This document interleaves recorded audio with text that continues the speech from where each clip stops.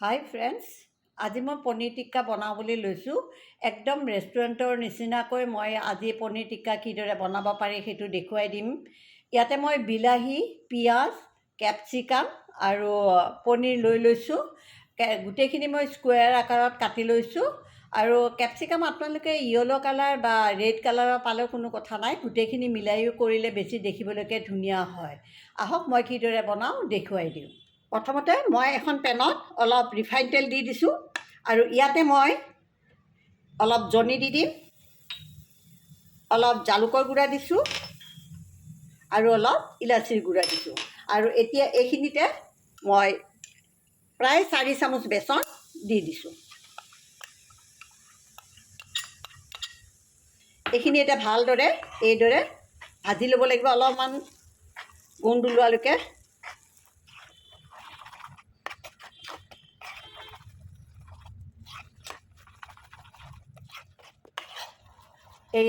এইখিনি মোৰ এতিয়া হৈ গৈছে, মই নমাই থৈ দিম। এতিয়া মই এটা বাটিত অলপ মিঠাতেল এইদৰে গৰম কৰি লৈছোঁ। মই কেঁচা কৰি দিলে তেলটো কেঁচা কেঁচা লাগে, কেতিয়াবা খাবলৈকে ভাল নালাগে। এতিয়া ইয়াতে মই টেঙা দৈ প্ৰায় 3 চামুচ দি দিছোঁ। দি এইখিনি ভালদৰে লৰাব।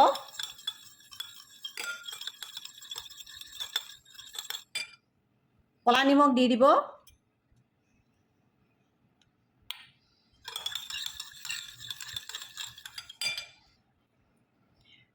ৰঙা জলকীয়াৰ গুড়া দি দিব। ইয়াতে অলপ কচুৰি মেথি দি দিব। কাশ্মীৰী জলকীয়াৰ গুড়া 2 চামুচ দি দিব। দি এইখিনি ভালদৰে সানি ল'ব। জিৰা আধা চামুচ দিব। তাৰপিছত ইয়াতে আদা নহৰুৰ পেষ্ট অলপ দি দিব।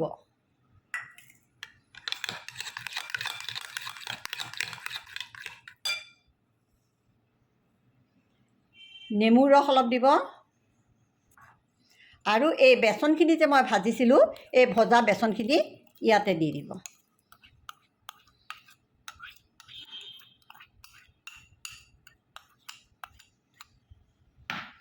দি এইখিনি ভালদৰে সানিব লাগিব।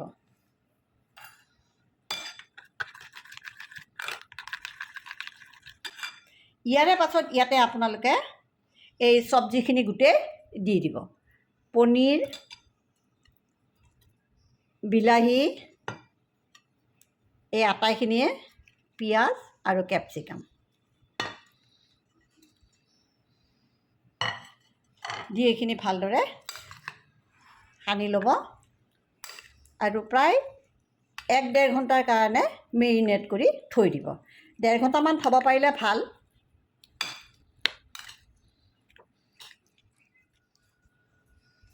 আৰু ইয়াতে অলপমান মই তন্দুৰী চিকেন মছলা যিটো থাকে, তন্দুৰী মছলা, সেইটো মই এতিয়া অলপ ইয়াতে দি দিম। তন্দুৰী মছলা বুলি কয়। দি আটাইখিনি ভালদৰে মিক্স কৰি মই প্ৰায় 1 ঘণ্টামানৰ কাৰণে থৈ দিম। আহক এতিয়া পনীৰ টিক্কাৰ লগত খাবৰ কাৰণে যিটো চালাড লাগে সেইটো ৰেডি কৰোঁ। তাৰ বাবে মই ইয়াতে অলপ বন্ধাকবি কাটি লৈছোঁ আৰু ইয়াতে এতিয়া এই পিঁয়াজ অকণমান দি লওঁ। ইয়াতে এতিয়া অলপ চাট মছলা দি দিছোঁ, ক'লা নিমখ দি দিছোঁ, ৰঙা জলকীয়াৰ গুড়া দি দিছোঁ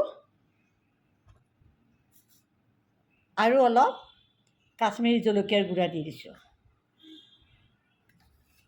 আনহাতে ইয়াতে অলপ জালুকৰ গুড়া দি দিলোঁ আৰু নেমুৰ ৰস অলপ চেপি দিব।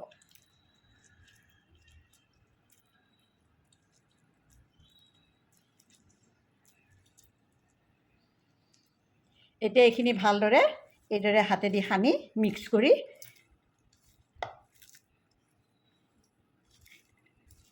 থৈ দিব লাগিব। মোৰ চালাডখিনি ৰেডি কৰি থলোঁ।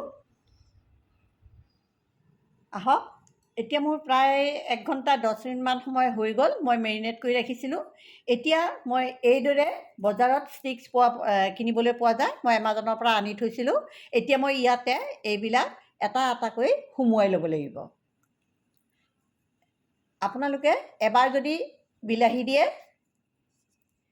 এবাৰ কেপচিকাম দিব, আকৌ এবাৰ আপোনালোকে পিঁয়াজ এটুকুৰা দিব, দি এটুকুৰা পনীৰ দিব।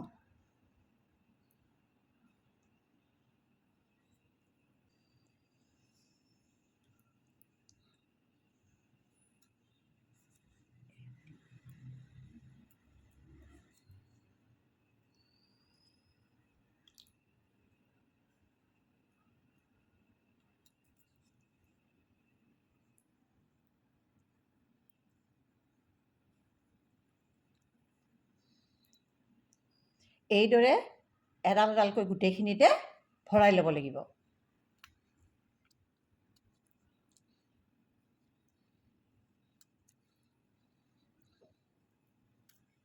এয়া মই এডাল তৈয়াৰ কৰি আপোনালোকক দেখুৱাই দিলোঁ।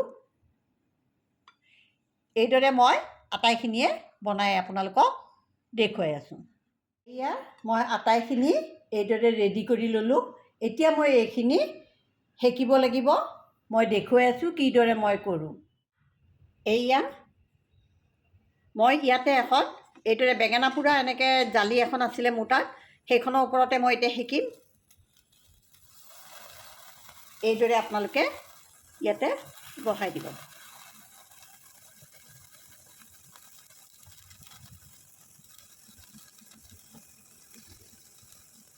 এইদৰে মই অলপ অলপকৈ আটাইখিনি ভালদৰে সেকি লৈ আকৌ শেষত মই টাৱা এখনত বহাই দিম। এতিয়া এয়া মই এখন টাৱা দি দিছোঁ আৰু টাৱাৰ ওপৰত এইখিনি বহাই দিছোঁ। আৰু ইয়াতে মই এতিয়া অলপ অলপকৈ মাখন দি দিম।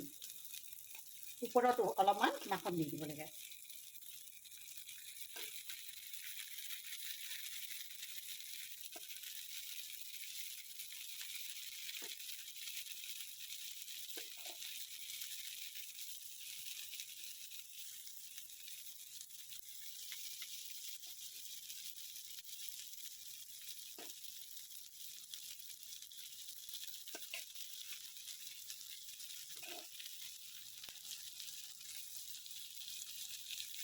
এইদৰে আপোনালোকে এবাৰ গেছৰ ষ্ট'ভৰ ওপৰত কৰি লৈ আকৌ টাৱাত অলপ মাখন দি পেলাই কৰিব, বেছি সোৱাদ লগা হয়।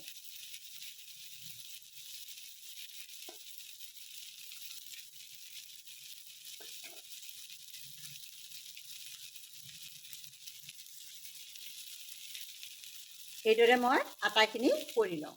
এয়া মই ৰেডি কৰি দিলোঁ আৰু এতিয়া মই প্লেটত আপোনালোকক ছাৰ্ভ কৰি দিছোঁ। আশা কৰোঁ আপোনালোকৰ ৰেচিপিটো ভাল লাগিব। যদি ভাল লাগে লাইক, শ্বেয়াৰ, কমেণ্ট আৰু ছাবস্ক্ৰাইব কৰিব বুলি মই আশা ৰাখিলোঁ।